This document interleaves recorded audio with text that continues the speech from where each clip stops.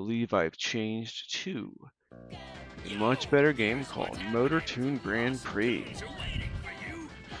This is a Western release, not the original.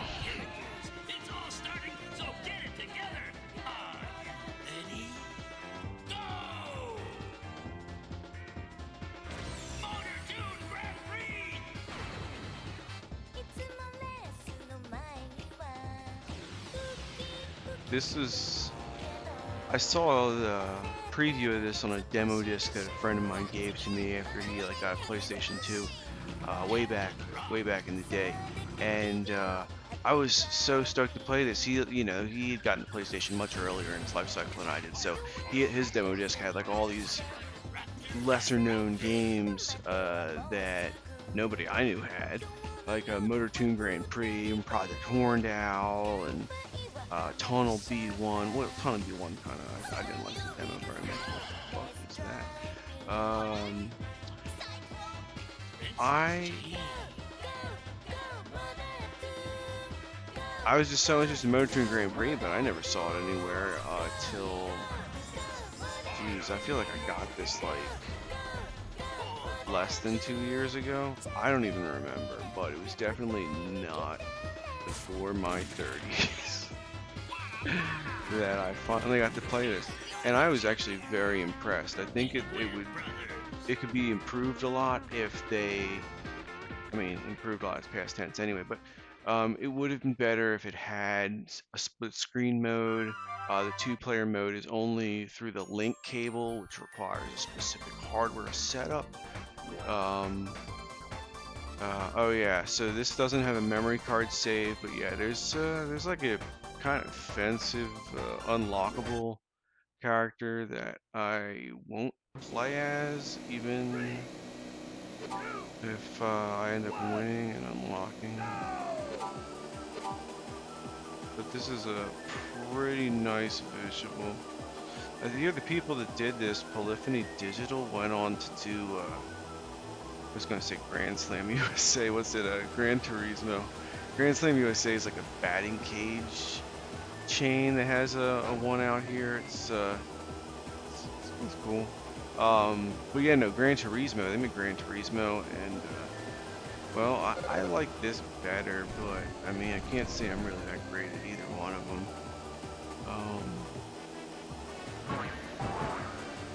Wish it was like cruising, where actually, you get the boost from crashing.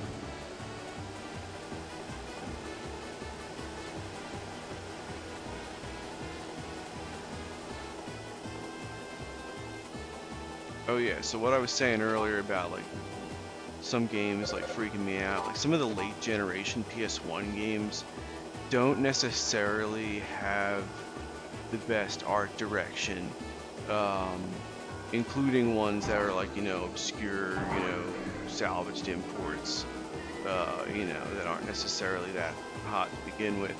Like in the years 2002, 2003, 2004.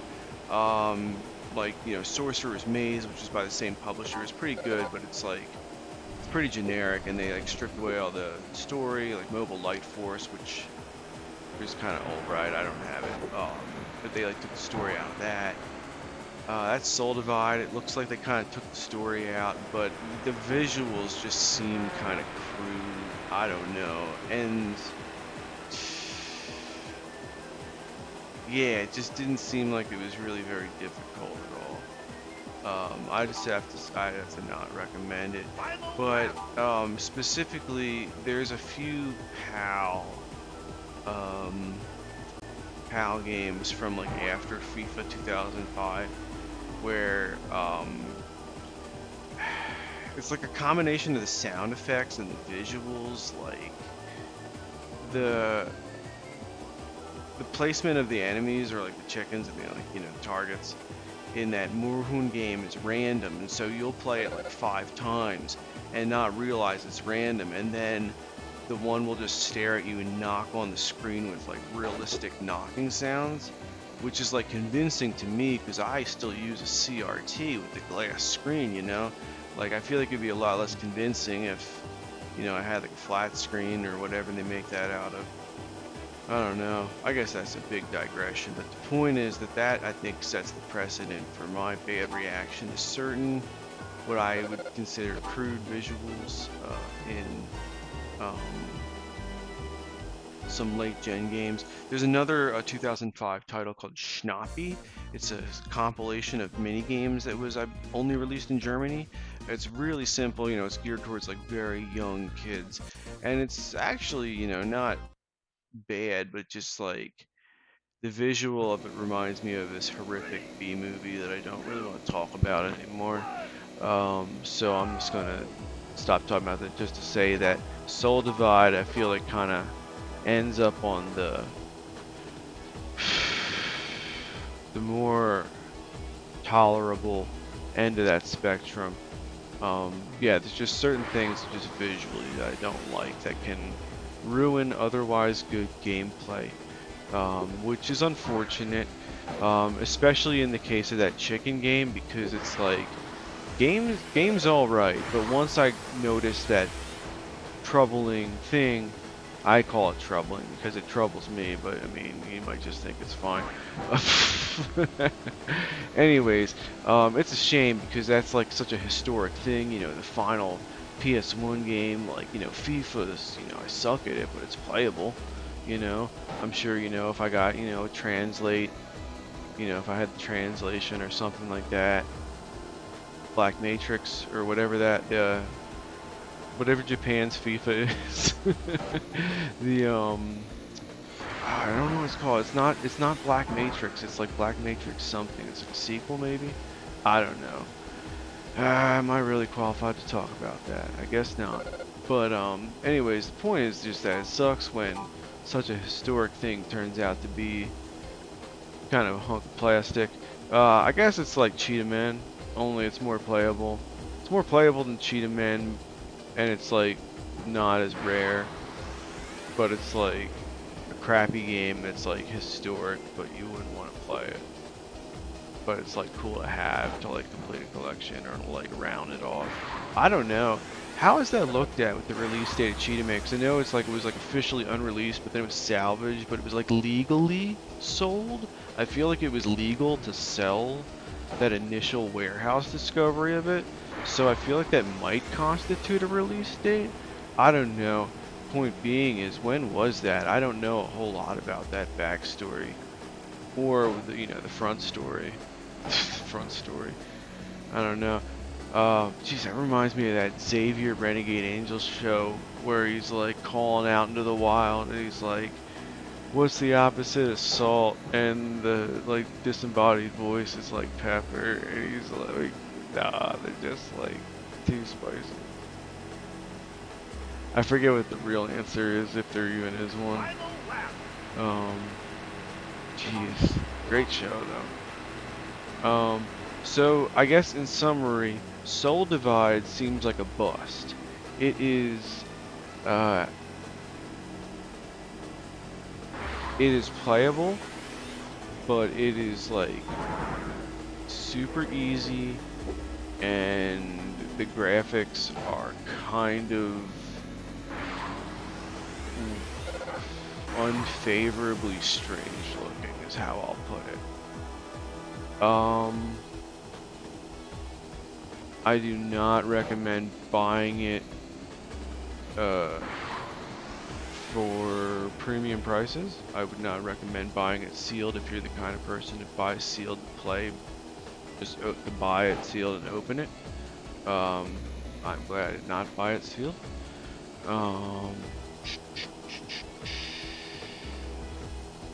But yeah, I would definitely not recommend Soul Divide. Definitely recommend Gekio over Soul Divide 20 times over. Gekio is probably one of my favorite post PS2 launch PS1 games, I'd say. And I guess maybe I could get into some of that after a little bit of this letter tune.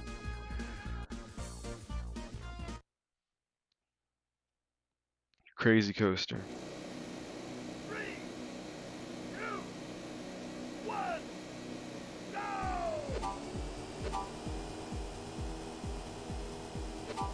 Yeah, so I was really excited to finally be able to play this game. Like, keep in mind that, like, you know, that like 20-year span or whatever it was, where I saw the demo, it wasn't an interactive demo, it was just a video clip.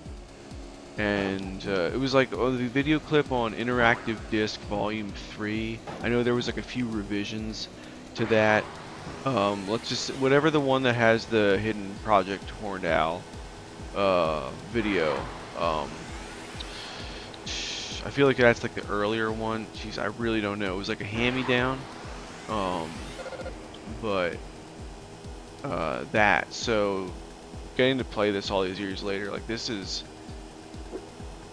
it's pretty cool. It's really psychedelic. It is definitely, I don't know. It kind of feels like it has more like jumping flash influence. I mean, that is to say, I don't know. If can you imagine like if like Crash Bandicoot like never came out or was like on like, you know, 3DO or Saturn or something, and Jumping Flash became like the, you know, the mascot, the big deal. Whatever the character's name is, I really don't remember. I don't know. I'm just saying, like, if Motor Toon was in Jumping Flash's universe, or if that's just kind of the way the cookie crumbled, I don't know. I guess it doesn't make any sense. Who cares?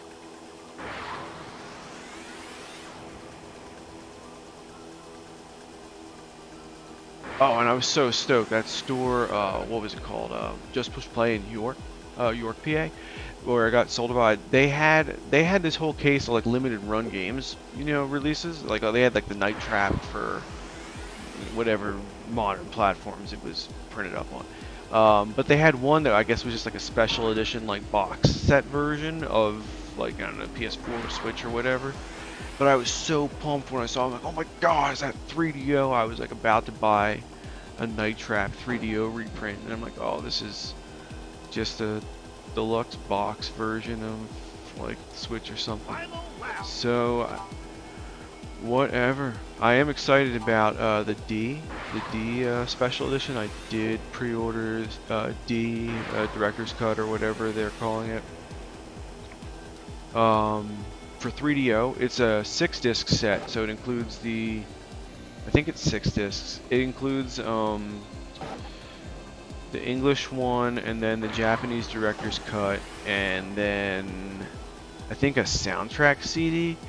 I hope the long box dimensions are correct, or not, I mean, not correct, but I hope that they conform to, like, you know, the rest of the 3DO long boxes like they would. But it was a better deal than getting, you know, I've snoozed on getting the Japanese Director's Cut of D for years now. I used to have the English 3DO copy. Now I just have the Japanese Saturn, just the regular, not the so-called complete graphics. I don't know if D complete graphics, as it was called. I don't know if that came out on Saturn, if that was just a PlayStation re-release. Can't really be too sure, but it's the bonus content, the M2 version of D2 trailer that's with it. That's what I'm there for. Real can of worms I'm opening up talking about D here. Maybe I should save a lot of that for when that comes. But believe you me, when those reprints get here, you know, I ordered the Maniac Mansion Deluxe, whatever they're calling it, NES reprint. You know, mainly because I just happened to find out about it at the right time, and you know, I had wanted to, like, when I had gotten certain, you know, feats accomplished in that game, I thought, you know, I'll get a complete copy, celebrate. But I was like, oh wow, this certainly has gotten more expensive than I would have guessed 10 years ago. What a value. If you don't need the exact original, then, you know, pretty good value, I'd say, or at least it was. I mean, it's closed now, but when that gets here, the first thing I'm doing, I'm gonna see see if it stretches to the same limits, different limits than a traditional, regular NTSC cartridge. I'll do a marathon of all the endings, including the ones I came up with, like like super ham steak, cheese stands alone, whatever. I mean, doesn't have to be big deal, but that's what my goal is to like see about test running that insane shit on the reprint. I would think that it's still the same. I don't have any other of their products, but I would guess that at most maybe like copyright information might have to be revised just as a requirement or something. But that's probably easy to do without changing the game data. I don't know anything about that. I am so not tech savvy when it comes to that stuff. It's like, I don't know. It amazes me how some of you, actually probably most all of you out there, like, have all the stuff down to the wire. Like, the idea of doing a task is like completely like, might as well be launching a spaceship or something. I just have no concept of that. I'm just like, oh wow, this is doing some crazy shit. Not so much in the compartment or the department of winning this motor tune race, though. I'm definitely more winded than I am speedy, but I guess I'm closing in. I don't know. What am I on? Lap 2? Okay. Yeah, I just really like the scenery in this a lot. Where was I going with this? Oh yeah, no. The amount of resources and tools that everybody has with, like, saves and tools and this and that. I mean, I have the cartridge save, and I have a Super Nintendo Classic upstairs that I just don't like to use it for that because it's like, I don't know, the timing of the controls is different, and the way the display sets up, because I use composite. My setup in general is very, very much of a old style. I still use a CRT with the just NES through composite, but like the video capture card, like when I reset the system, it like scrambles it, so I have to have the RF plugged in also to like run through channel 3 so that like I can like watch it on the TV, but like still record it. It's weird. I don't know what it is about the Nintendo systems, like the PlayStation and the Saturn don't do that, but like, yeah, the GameCube, like I don't have any GameCube or N64 footage or Wii footage for that reason specifically, at least, that just it gets scrambled when I'm trying to watch it. Like, it'll record fine, but I can't see what I'm doing. I don't know. But, jeez. Sometimes I just get random oldie songs stuck in my head. I don't know.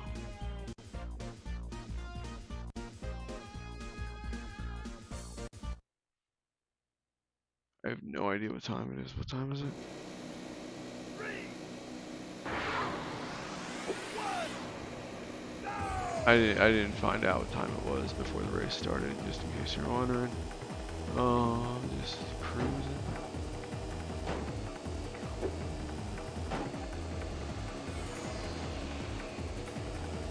Yeah, this level here is like making me like completely like take back what I said about what if this was in Jumping Flashes. Damn it, Jumping Flashes universe.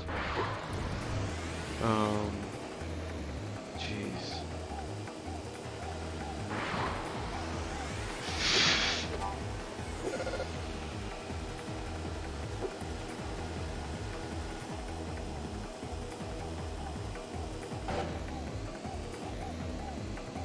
This reminds me of like, what is it, Bowser's Castle?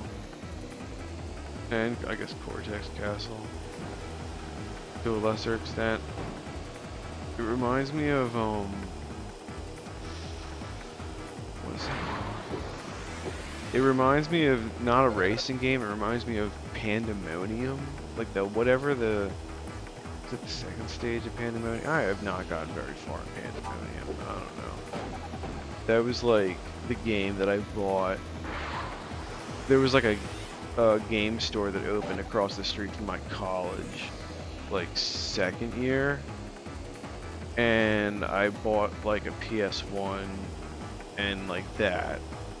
That was like the game I bought with my college PlayStation, and that was I guess also like this in that I had heard about it from advertisements and hand-me-down stuff from my friend that had a PS2 that bought a PS1 like much earlier in the fifth generation than I did.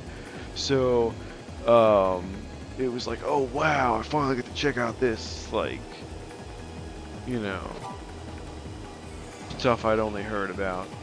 Trying to think what the Pandemonium ad was.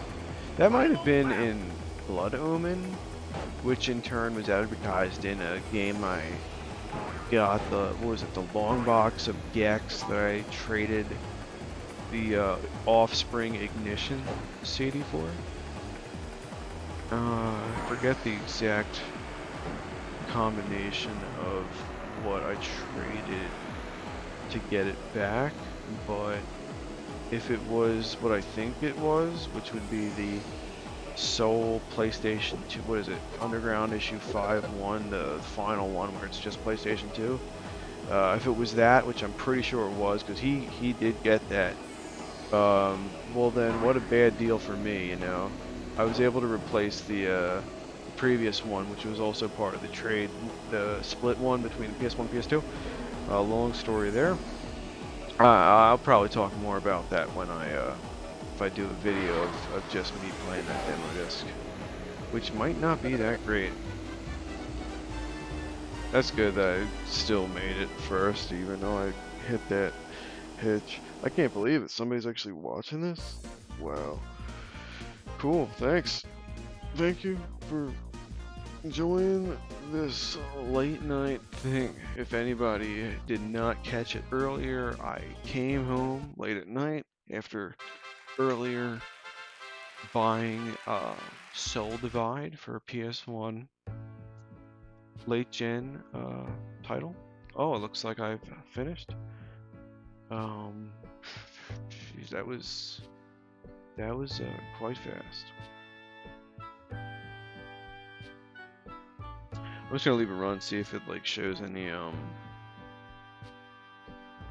anything about like unlockables or whatever.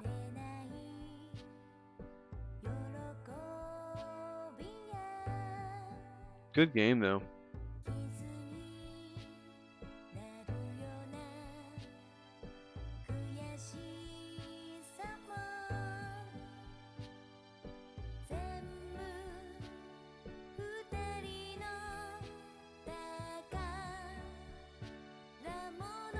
Actually, yeah, screw this. Throwing on some Gekio. Where is that? Okay.